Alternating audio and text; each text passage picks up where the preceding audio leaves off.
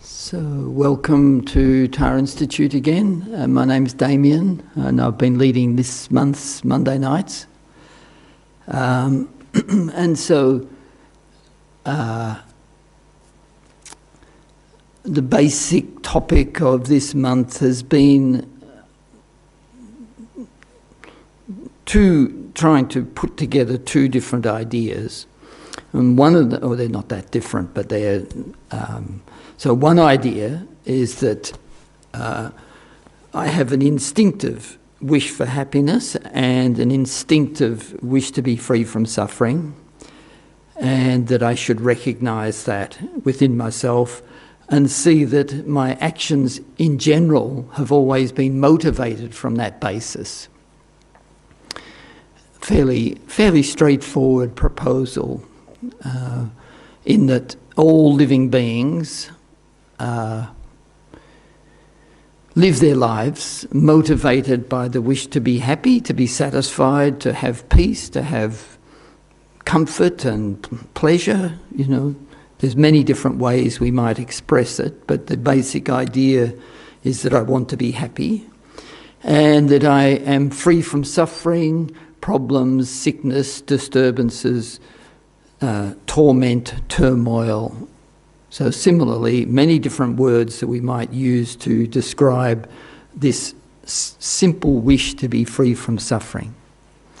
So I believe it's quite beneficial to really establish that within your mind, that yes, all of my actions I can see are based on this wish, the wish for happiness, the wish to be free from suffering.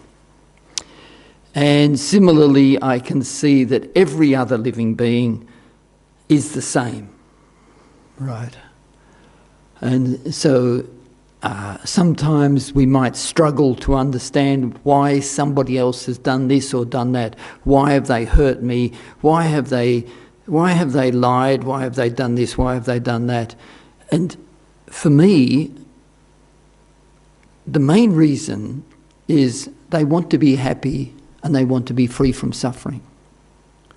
But due to whatever assumptions they make about the way the world works, or what will make them happy or what will free them from suffering, they then engage in anger or jealousy or hatred or pride or miserliness, etc. But the underlying truth for each person still is that they're acting out of the wish to be happy and the wish to be free from suffering. So there's that general situation that we all share. And then there's the advice from the Buddha that the cause for my happiness is actually for me to generate loving kindness and compassion for others.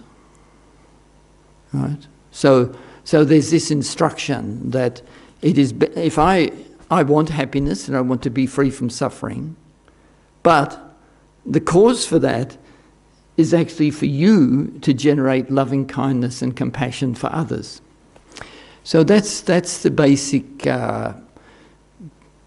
point that I've been trying to talk about the last 3 weeks, and doing some meditations on loving kindness and generating compassion to try to support that idea. So this can, to some degree, appear to be counterintuitive, as they say, because you think that if my innate wish is to be happy and to be free from suffering, then my innate number one agenda should be for me to be happy and for me to be free from suffering.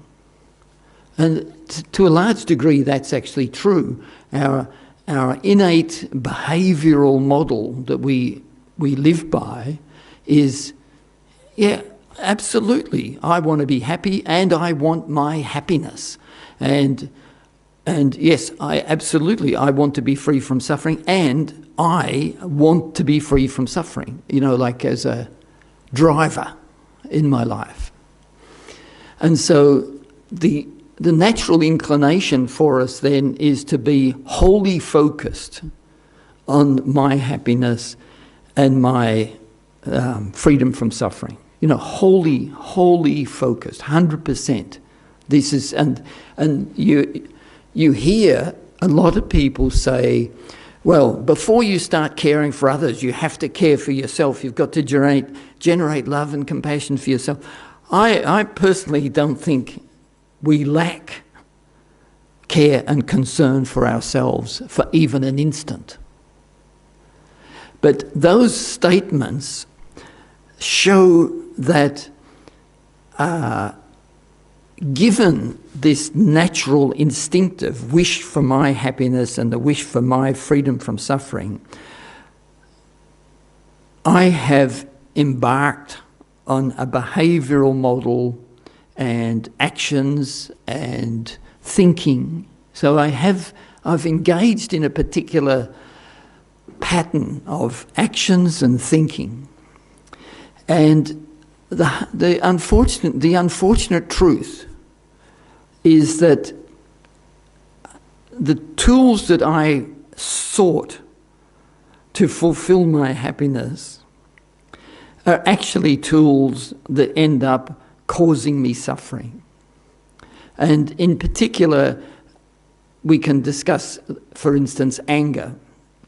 You know, anger as a tool that I embrace. I embrace the mental experience of anger as a tool to try to free myself from my enemies, to try to overcome the circumstances and the people that I believe are robbing me of my happiness and are actually causing me suffering. So when I perceive somebody to be interfering with my happiness and I perceive them to be causing me suffering, my reaction is to use anger or to use humiliation or to use abuse and superiority or arrogance or some other behaviour to try to free myself from this suffering and to try to have the happiness that this person has taken from me. So I would assert that in that model of behaviour, there is no question that I am totally focused on care and concern for myself. You know, it is my 100% focus. And what it indicates then is that the issue is not with my wish for happiness and my wish to be free from suffering. That's not lacking. The thing that is lacking, or the problem that I am suffering from, is that I am mistaken in the tools and the methods that I use for fulfilling my happiness and fulfilling my wish to be free from suffering. So this is the key, really the key observation of Buddhism, is that we all want happiness and we all want to be free from suffering. And the Buddha also really wants me to be happy and to be free from suffering. But the methods that I choose for that don't work. And what the Buddha is saying is those methods do not work. You know, anger, miserliness, jealousy, pride, hatred, arrogance do not work. You know, we would like them to work, but they do not work. And the Buddha is saying, try loving kindness and compassion for others. So one of the things to understand here is that yes, I need to have real care and concern for myself. But real care and concern for myself in this context is actually best expressed by generating care and concern for others. So it's worth thinking about, how does this actually work?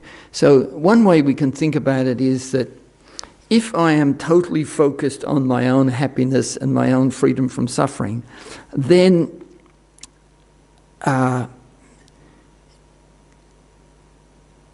we view anybody who has their own, they have their own desires, they have their own wishes, they have their own needs, and I am not high on their agenda. You know, that's the fact that they're not high on my agenda should tell me that there's a good chance that I am not high on their agenda. So that's a given. And hence, when they do something which for them is reasonable, for me it's unreasonable, and so because for me I perceive it as unreasonable, I then generate anger, or I generate resentment or frustration or annoyance. And so the point is that the actual experience for me of my anger, my annoyance, my frustration, my resentment is itself suffering. So here I am motivating myself to have care and concern for myself, and to seek happiness and to seek a freedom from suffering for myself. But the method that I'm using is actually creating suffering for myself. And it's creating a lack of happiness for myself. Because I am 100% focused on myself, wanting happiness and wanting to be free from suffering. And so the one thing really that Buddhism is saying to us is wake up. The methods you're using do not work.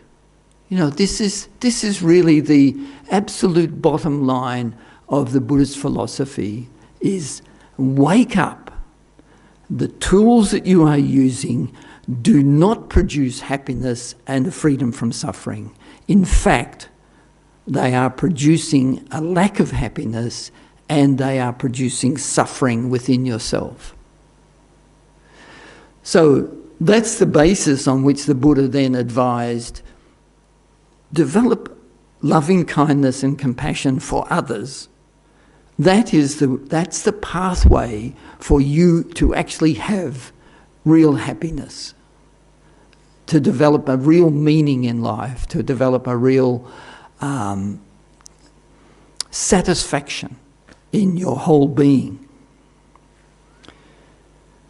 So the meditations that we've been doing the last few weeks, the generating loving kindness for somebody that we hold very dear. You know, so we've got this meditation we've been doing where we visualize somebody that we are very fond of, strongly affectionate towards, who we have some real care and concern, and we place them in front of us, and we think about, firstly, their wish to be happy and their wish to be free from suffering.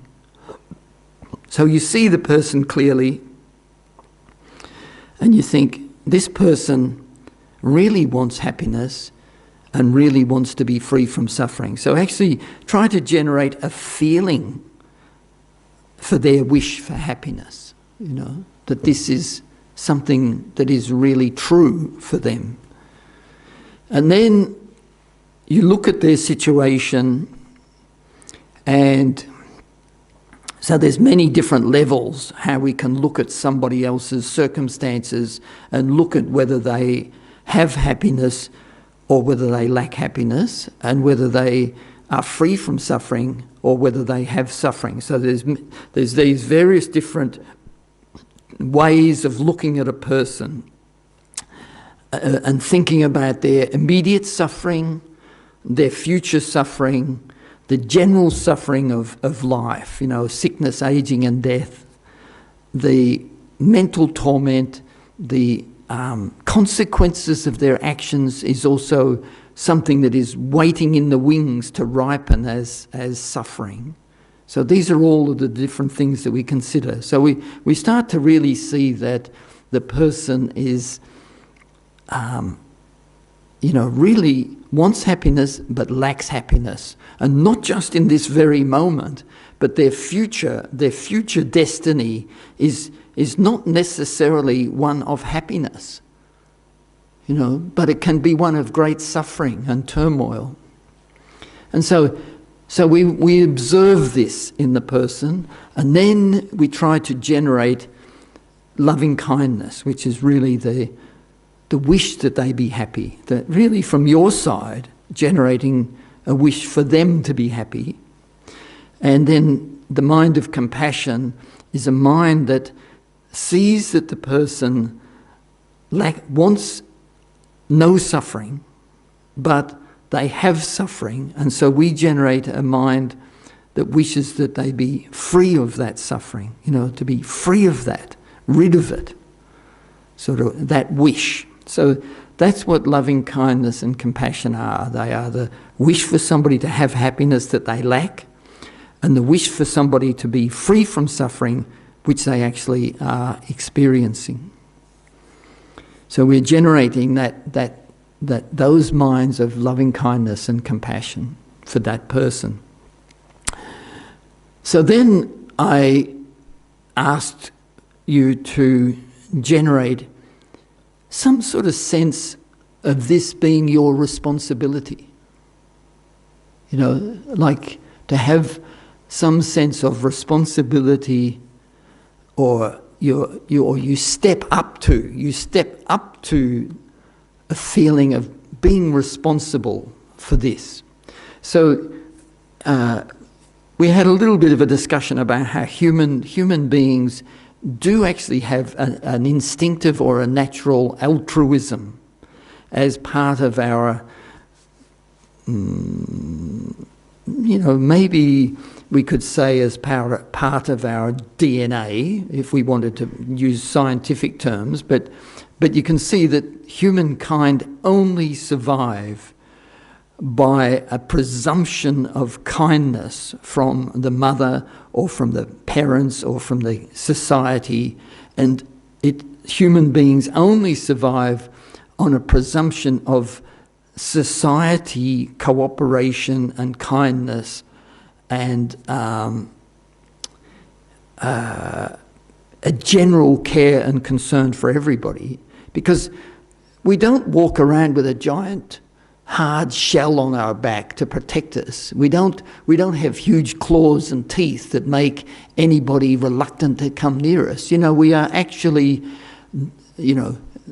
nominally gentle creatures. We can say nominally gentle creatures, except for our intelligence, which has a habit of creating terrible weapons. But in general, from the physical point of view, comparing ourselves to other creatures, we are relatively powerless.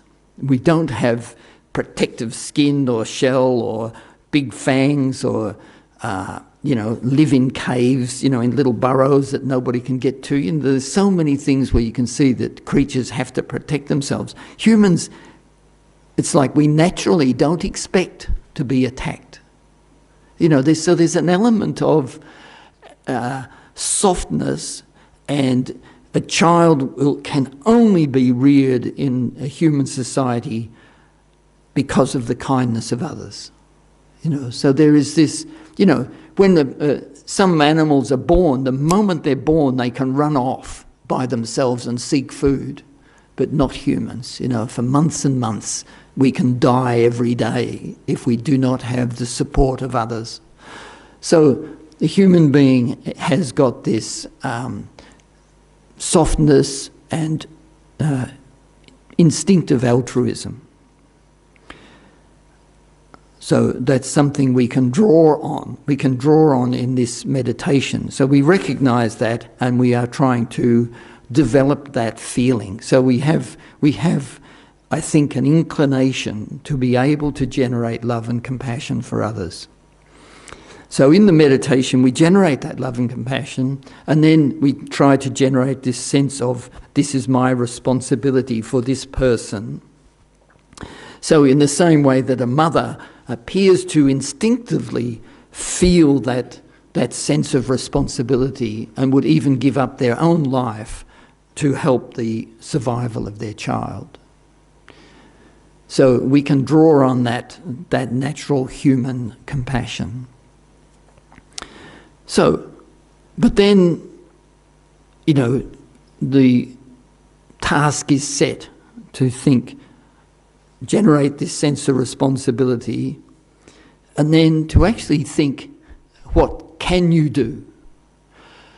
And so part of this meditation in the end is to realize that I am actually I am incapable of really causing happiness in somebody else's mind, and really incapable of freeing somebody else totally from suffering.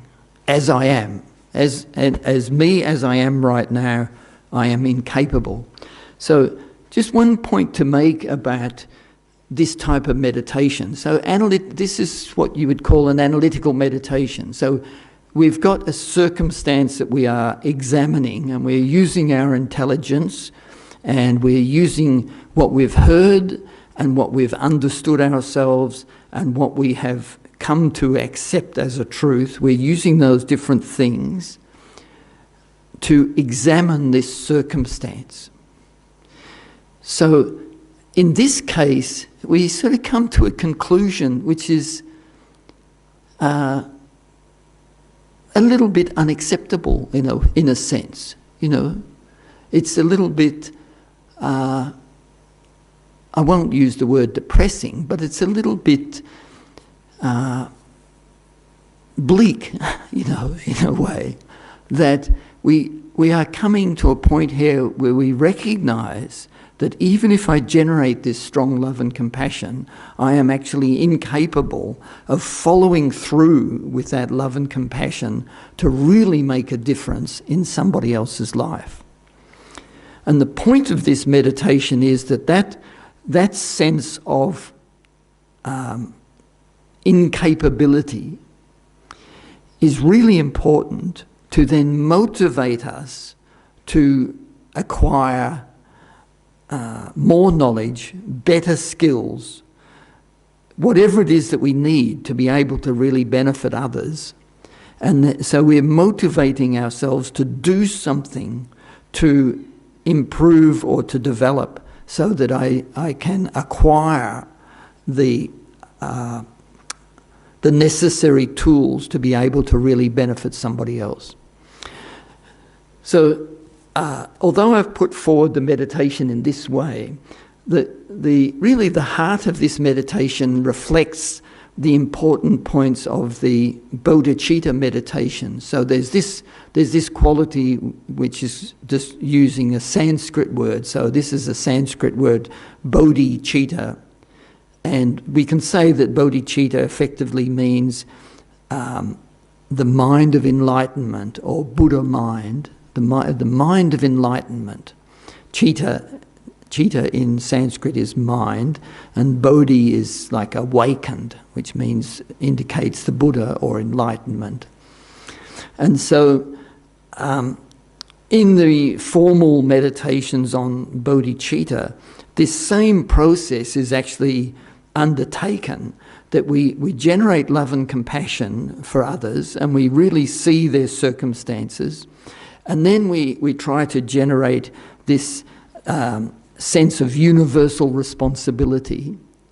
And in the bodhicitta meditations, it's called superior intention, which is a mind which has taken the personal responsibility to free all beings from suffering and to bring happiness to all beings.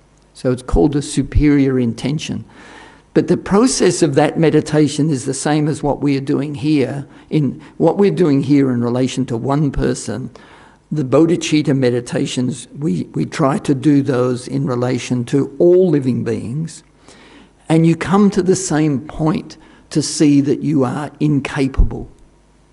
That as you are, with these skills, you are incapable. And so this then becomes the motivator to really engage in the Buddhist path and to really develop a motivation to acquire whatever mental skills, whatever virtue and merit is required to motivate yourself to to achieve that, to accumulate that merit. So the meditation is almost intentionally bleak in a way, that it shows us that, thoughts and prayers, like this, the slogan of the American media when there's a great tragedy, my thoughts and prayers go out to them. Okay, but you're not actually benefiting the people. So here, to motivate ourselves to think, what is it that I would need to do to develop myself, to motivate myself? What is it that I need to do? And so in the bodhicitta meditations, the conclusion that you come to is that the only tool, the only suitable method is actually to become enlightened. The only solution to this problem is to become enlightened. And so that becomes a motivator to engage in the Buddhist path. So, and I think I sort of realised, particularly last week, some of this is quite challenging in a way to your being. It's challenging to sort of see this, and if if in the meditation you really generate some love and compassion for somebody, that it's challenging to realise to a large degree that you can do very little. Really, it's beyond our ability to really prevent somebody from suffering. And so that becomes the motivator to find, what is it that I need to become that I can actually benefit somebody else, no matter how long it takes, no matter what patience I might need to have, what different tools I need to use. Just, what is it? What is it that I need to have to really be able to benefit somebody else?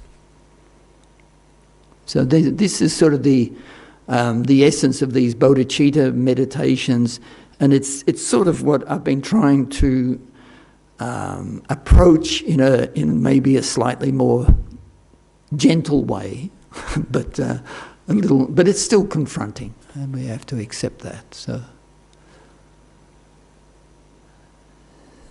So we'll do some meditation. Can I ask if anybody's here for the very first time tonight? Well, it's a bit of an onslaught, I'm sorry, but welcome, so good. So there's a lot of ideas here all together, and I hope it's making some sense to you. But so we'll do some meditation together. So adopt a good position, posture. And we can think about all those different things that I've been talking about, and we can generate it's always, whenever you do a meditation, try to have a motive, because the meditation or any action we do, if we can make the motivation positive, then the action itself will become positive from that positive motive. So we're just going to do a breathing meditation, and the essential sort of focal point in the meditation is that we'll be focusing just on the sensation of the breath. And we can choose that as the object, but ideally we're not looking at the physical sensation. We are trying to focus on the mental awareness of the breathing. Okay, so that's something to work on over a period of time. But the ideal object of our meditation should always be a mental image, a mental object. So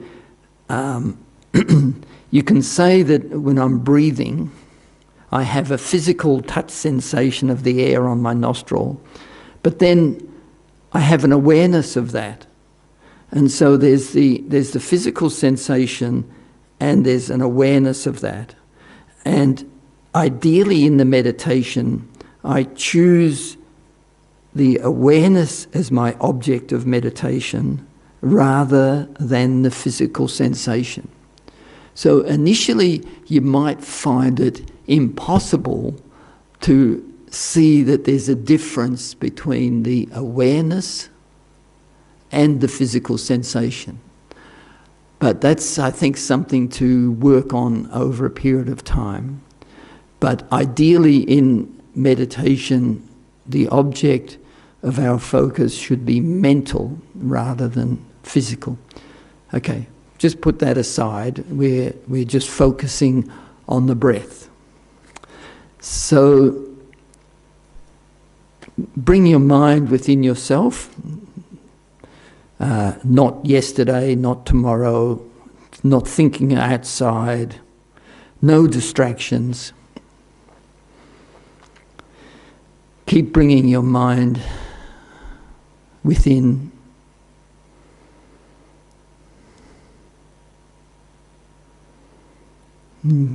Letting all thoughts drop away from your mind.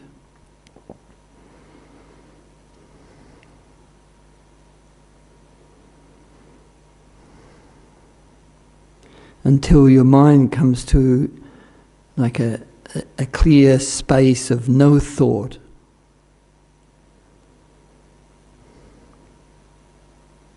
And then turn your attention onto the breath. And just 100% keep your focus on the breath.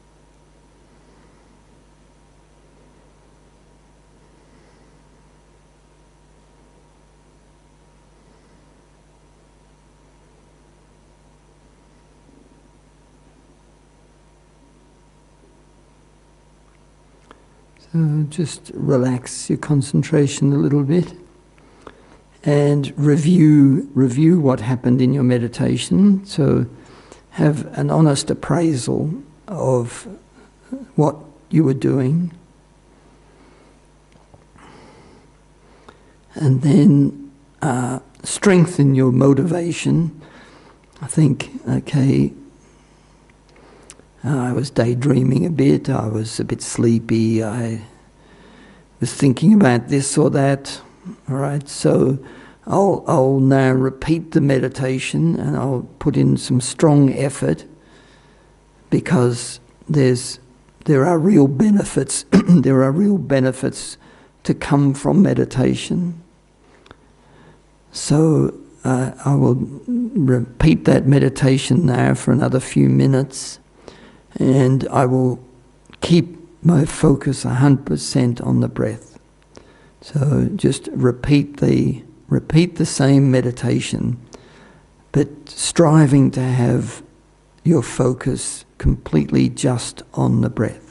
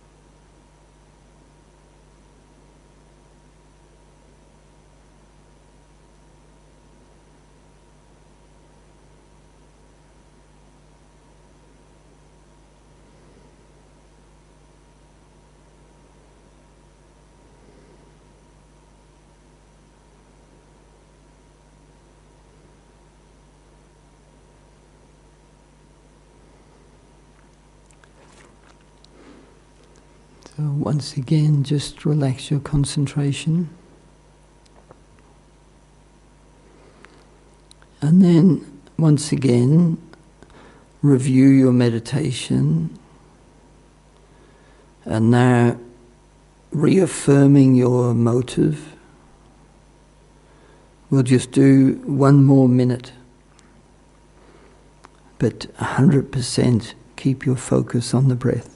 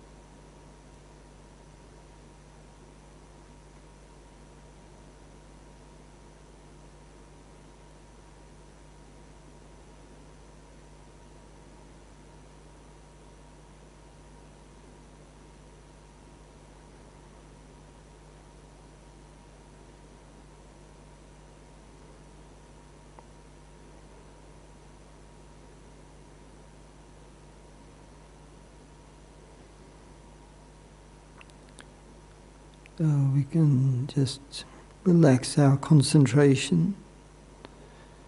So now we will do that loving kindness meditation. So just remember or think about somebody that you care for very deeply.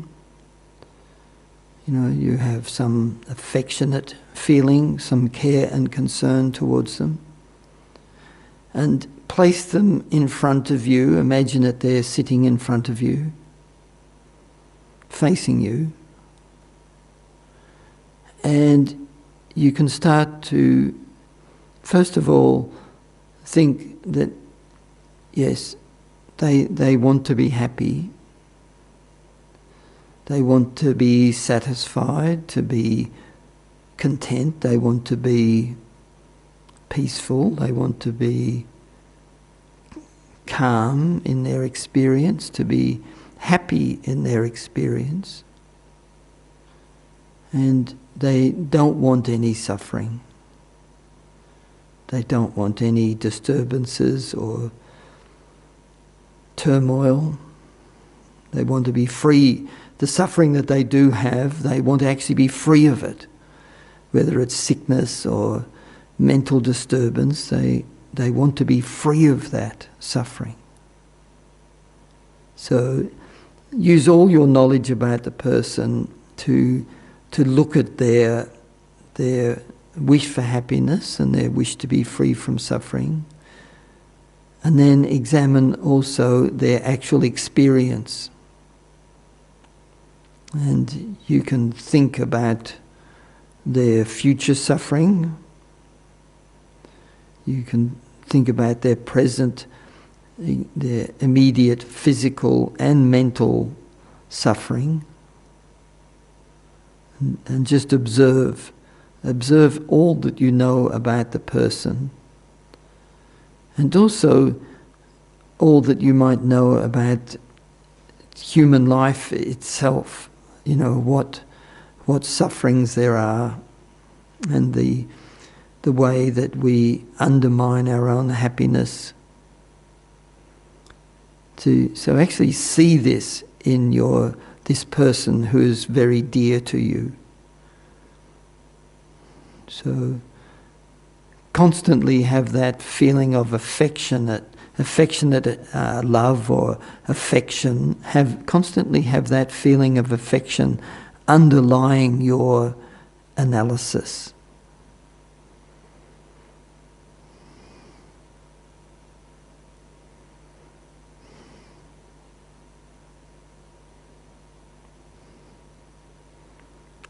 And so generating a really strong wish that they be free of suffering, and a really strong wish that they have happiness.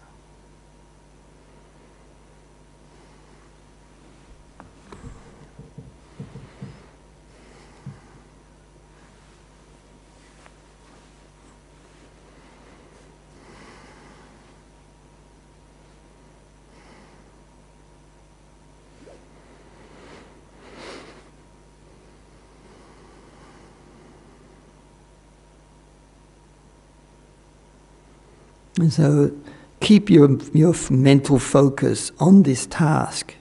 So don't let distraction take your mind away somewhere else. So again, we're training our mind to keep focused. So keep your focus on this visualization and this consideration. So we're generating loving kindness, or a real wish for the person to have happiness, and we're generating compassion, the real wish that they be free from suffering.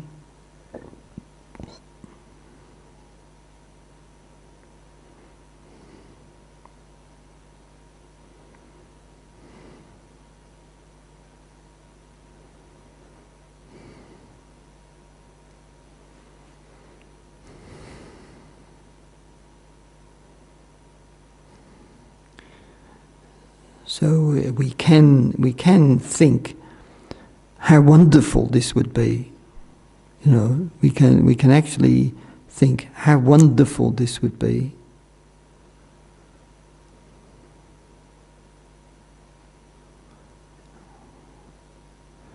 And then generate a sense of personal responsibility. You know, I will cause this to happen. I will make this happen. You know, I will bring them happiness and I will free them from suffering. So generate that sense of personal responsibility. You know, thinking this is my task.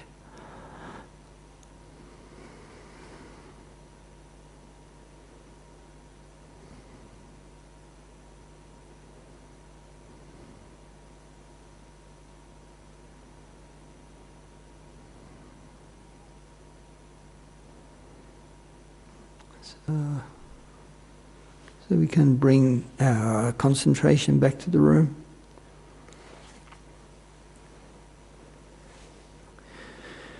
Yeah, so there's quite a few different things in that meditation, but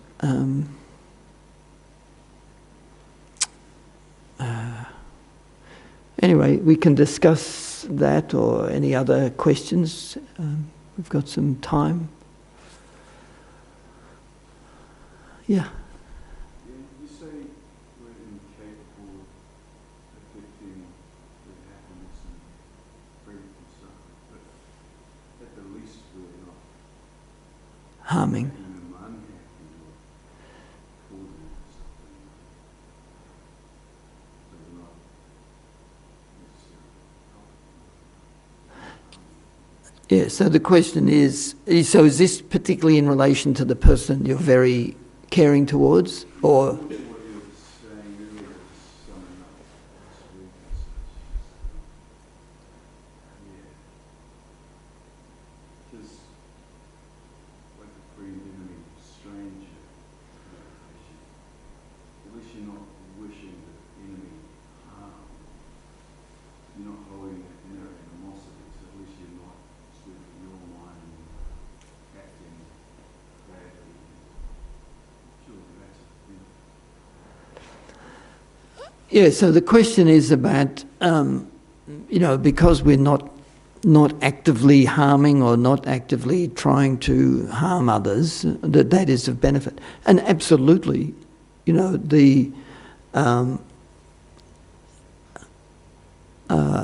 you know, there's a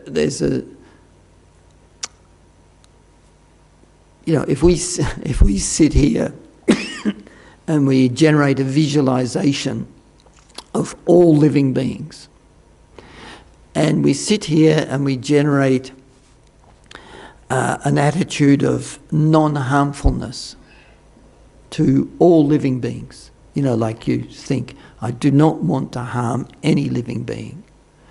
So the question is whether that's just thought or whether there actually is a benefit. Because it changes at least you. Yeah. You know, so Well, the point is, it is actually benefiting others because in every one of those living beings' lives, there is one less person wishing to harm them. And so it's actually a tangible benefit in that regard. You know, it's an interesting thing to think about, that if you generate a genuine wish not to harm somebody else, that there is actually a tangible benefit in that person's life experience, that this person here is not wanting to harm them. You know, like that. It's a sort of something to think about as to whether that is actually a tangible benefit. And this is something that you know, some of the people that have taught me have said. I think about it and I think there is actually a tangible benefit. You know, there's a tangible benefit in my life if there's somebody out there who absolutely does not wish me any harm. You know, that's something to consider. So when we generate that wish towards others, there is a benefit. But can that benefit actually prevent them from lacking happiness and having suffering? You know, it is of value. There's no question. It's of value. But if I really want somebody to have happiness and to be free from suffering, you know, I'm not being critical, but thoughts and prayers are not enough, in a way. Your intent does change your behaviour, but still, no, the best behaved person in the world, can they actually bring happiness and freedom from suffering to somebody else? Sorry? Yeah, so look, these are all the things to think about, because so this is the sort of what I'm trying to talk about in regards to like the bodhicitta mind development, is that you think about these things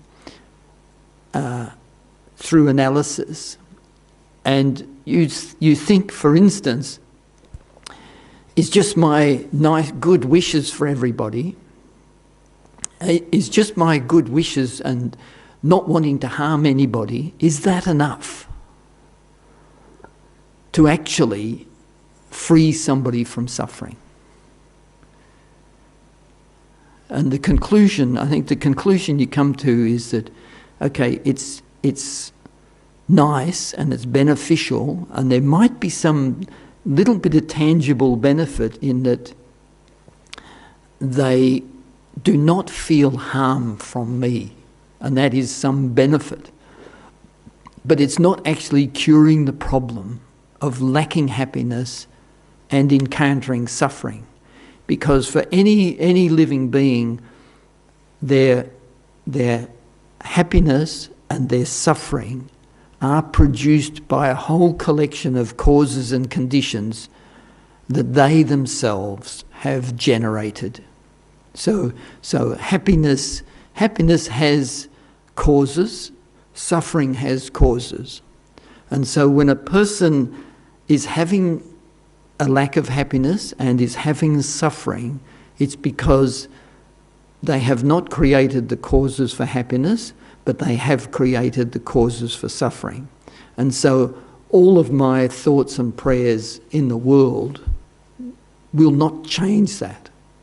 All right, so we can have the deepest wish, care and concern for others, but until we're able to influence their collection of causes and conditions for happiness and their collection of causes and conditions for suffering, you know, we will not be able to change their circumstance.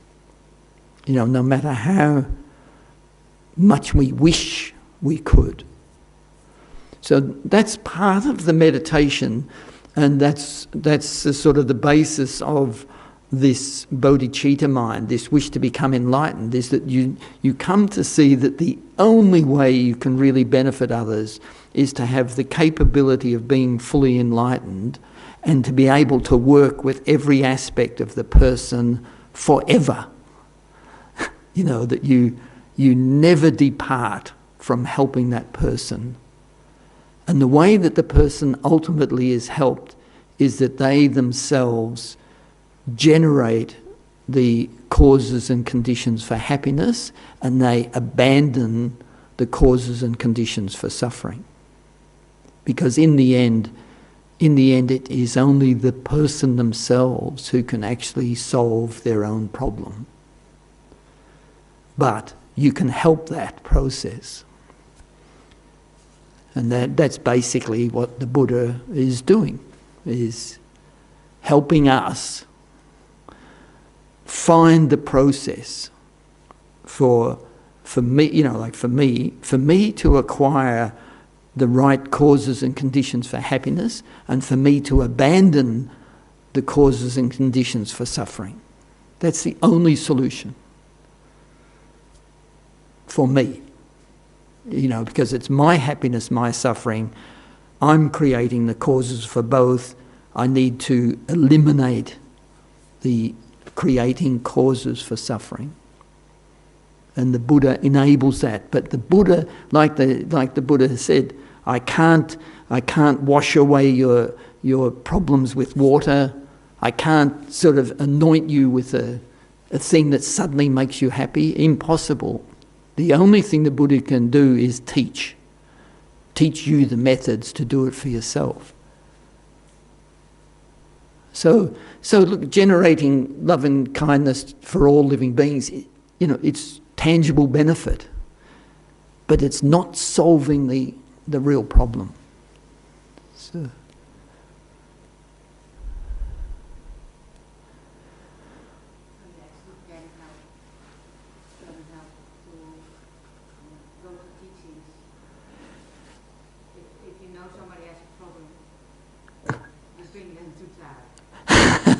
Well, that's so the answer is, if you know somebody that's got problems, bring them to Tara.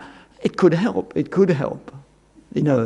but ultimately, whatever the method is, and whatever the method is, and there could be many methods, or there are many methods, but ultimately, everybody has to do it themselves, but the role of the Buddha is enabling people to do it themselves. And so for us, we can generate all the love and compassion we like. Not that there's anything wrong with that, but ultimately, how we actually benefit somebody else is very difficult. So.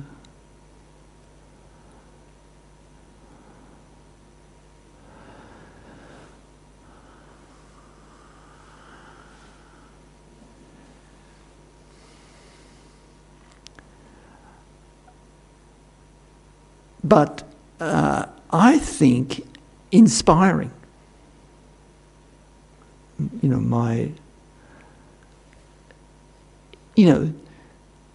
To think that there, is a real method, is inspiring.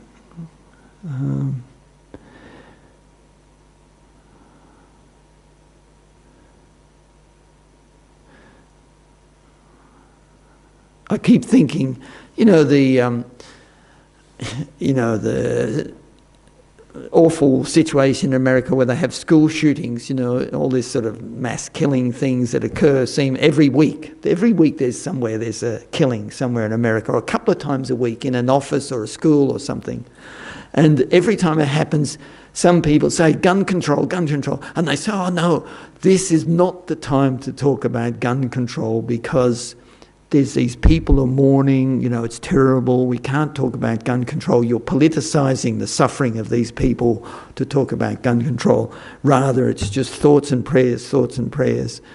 So the reality is that the gap in the shootings will never occur where gun control can be discussed. So you've got this sort of catch-22, as they say, situation that you have to have a gap in the killings to be able to talk about ending the killings, but there's no gap in the killings, hence we can never talk about it. So here, it's the same thing in a way with us.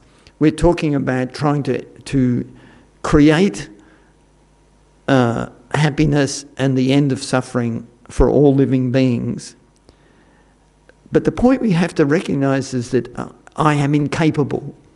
And so it's sort of like the bad news that we have to face. There's this bad news that we have to face is that as I am right now, I am incapable of doing this. And so there will never be a gap in the suffering of others where I can think about becoming capable. So it has to be done now. It's sort of like the gun control. There's never going to be a gap. It has to be done right now. And the same with us. If we're thinking, all this immediate human condition and this and that, and my own failings, my own sort of mental delusions and my own thing, if I think, I've got to wait for a gap in my own suffering, my own mental delusions and my own circumstances, if I have to wait for a gap before I really start changing, that gap's never going to come. It has to be now.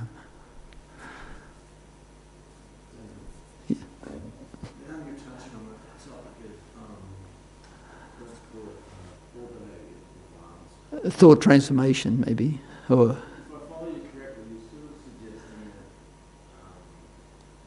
an individual's very best behaviour in the company of other people can only have marginal benefit for the other person, for example, in terms of elevating their happiness.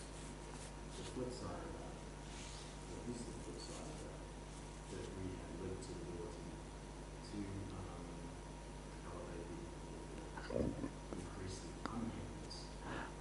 So the question is that,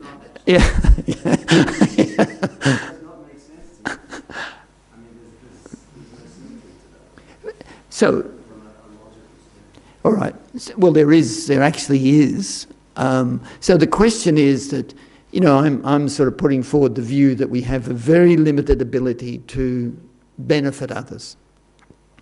So the question here is that similarly, do I have a very limited ability to harm others? All right. So that's the sort of reduce their happiness. Let's say for the discussion that the question you're asking is that I have a very limited ability to harm somebody else, and the answer is actually yes. We do have a limited ability to harm somebody else unless they have created a karma or a cause and a condition that enables me to harm them. Right? And an example that springs to my mind always with this is that Fidel Castro, there was 650 assassination attempts on Fidel Castro. And it never worked. And even to the point where once there was a person masquerading as a journalist who actually came into his office and pointed a gun at him, and he said, I'm paraphrasing here, he says, I don't know what it is, but I cannot be killed by assassination. He'd learnt that after all these different attempts. And she pointed the gun, fired at him, and missed. But he tripped over his own feet on a set of stairs and injured himself very badly, which I think led to his premature death. So, the bizarreness of cause and effect and karma could be such that despite the intentions of these 650 different assassins, he did not have the karma to be killed in that way. And so they were unsuccessful. But he did have the karma to trip over his own feet and injure himself and lead to a premature death. So similarly, the interrelationship between ourselves and others is such that if somebody tries to insult me, say they say some words and their intention is to hurt me, for me, I can either perceive it as an insult or I can perceive it as not being an insult. And that perception within me is dependent on various causes and conditions and thinking from my side that determine whether I suffer from that circumstance. And it's not a given. It's not a given that I will suffer from something where the other person has intentionally tried to harm me. And so if you sort of look at that circumstance and you think, oh, what's the difference? And the difference is that in that very particular circumstance, the various causes and conditions that are within me are not enabling this to be perceived as suffering. And so you can have the intention to harm somebody, but that does not necessarily mean that you will harm them. I mean, it's not a good thing, but the reality is we've got such a collection of causes and conditions that there's a good chance if somebody intentionally wants to harm me, I will be harmed.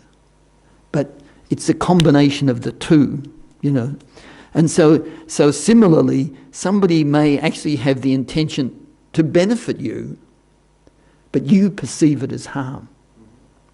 So that also happens. And so we can understand all these different scenarios by thinking, you know, this person meant well, but for me it's harm. You know, so you know, so you know, you might think that I can only be harmed if somebody has the intention to harm me. No, somebody can have the intention to benefit me, but I perceive it as harm. So that happens all the time, you know. So that's why karma is very difficult to understand. But if we think that within me I have accumulated all these different causes and conditions, and some external circumstance can ripen that suffering to come to the surface, you know. So in any circumstance, and this is why they say, you know, Shantideva makes the example of somebody striking you with a stick and it hurts, right? So the example is given, so should you be angry at the person, right? So normally we get angry at the person. And the analysis goes, well, it's actually the stick that's hurting you. Shouldn't you really just be angry at the stick? And then you realise that the person is actually motivated by anger in their mind, and then that's caused them to strike you. So you actually should be angry at the anger itself, that mind. That's your enemy. But secondly, you experience pain. So it's the combination of the stick hitting your body and your body that gives rise to the pain. And you are responsible for taking this rebirth in this body.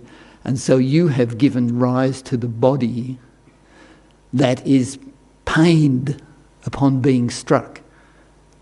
You know, so no, it's your fault.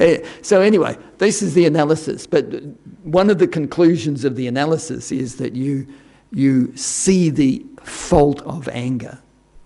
But the other one is to recognise that by my having a human body, I am creating the cause for suffering, just by having a human body.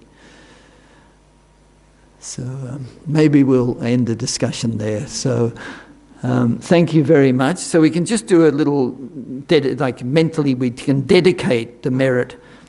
All of us coming together, talking, thinking together, meditating is something very special, very rare.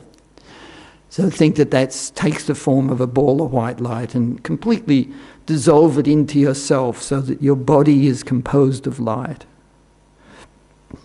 And then imagine to the person that you visualized before in the meditation, and to everybody else here in the room, and to all living beings, imagine that you give the benefit of this meditation to everybody, and that they achieve happiness and become free from suffering.